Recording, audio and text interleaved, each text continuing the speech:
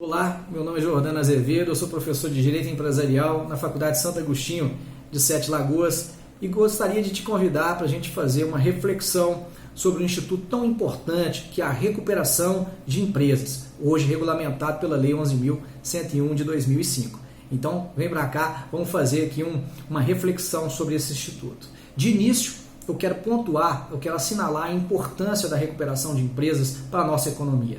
Afinal de contas, nós estamos vivendo o período da pandemia do Covid-19 e essa crise acentuou o problema de caixa das empresas. Muitas estão renegociando as suas dívidas, tentando superar, tentando se manter. E o Instituto da Recuperação de Empresas é um mecanismo voltado hoje, pela lei, especificamente aos empresários, ao empresário individual, à sociedade empresária, às EIRELIs, para renegociar, para tentar superar a sua crise financeira, para manter aquela unidade produtiva, que afinal de contas as empresas são fontes geradoras de impostos, de postos de trabalho e, acima de tudo, são importantes para a circulação de riquezas. Então esse instituto é um benesse legal, é um benefício concedido aos empresários na tentativa de superação da situação de crise. Se você for pegar aí na internet, fazer uma consulta, por exemplo, no Valor Econômico, esses jornais apontam que a tendência é que esses números tripliquem, aumentem consideravelmente nesse período de crise.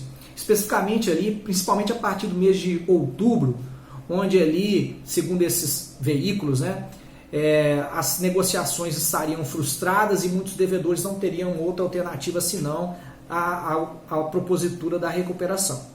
E aqui eu gostaria de te explicar como funciona brevemente esse Instituto da Recuperação. Primeiro passo, eu tenho que dividir a recuperação de empresa em duas espécies. Ela tem a recuperação judicial e a recuperação extrajudicial. Como eu sempre falo para os meus alunos, em ambos os casos nós teremos um plano de recuperação, ou seja, o devedor vai ali propor alternativas, propor meios para ele superar a crise dele. Geralmente, a proposta ali apresentada no plano é muito agressiva.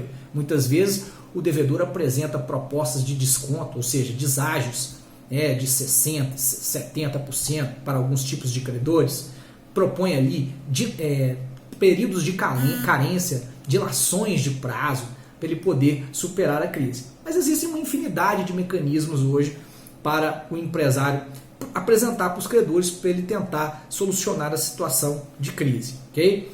Na recuperação judicial, como é que funciona?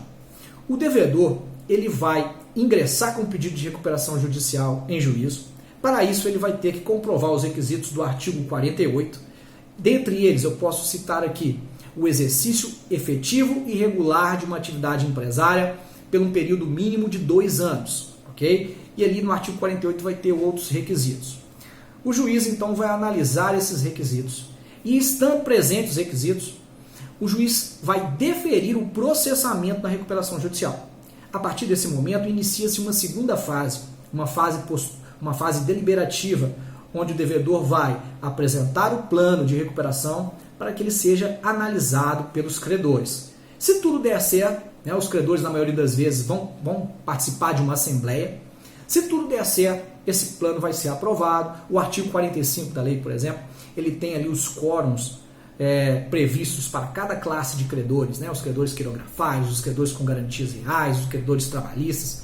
Ali no artigo 45 tem um quórum específico para aprovação. E se tudo der certo, os credores aprovarem, caberá ao juiz tão somente homologar aquele plano, aquela assembleia que homologou o plano e conceder a recuperação judicial para o devedor.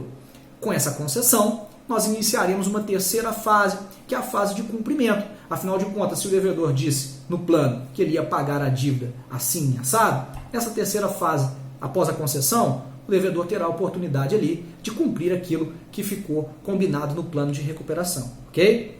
E a recuperação extrajudicial, como é que ela funciona? Aqui na recuperação extrajudicial, o devedor convoca os credores para analisar a sua situação, para analisar um plano fora do Poder Judiciário. Sob a égide da lei antiga, o decreto 7661 de 45, essa convocação extrajudicial caracterizava até um ato de falência.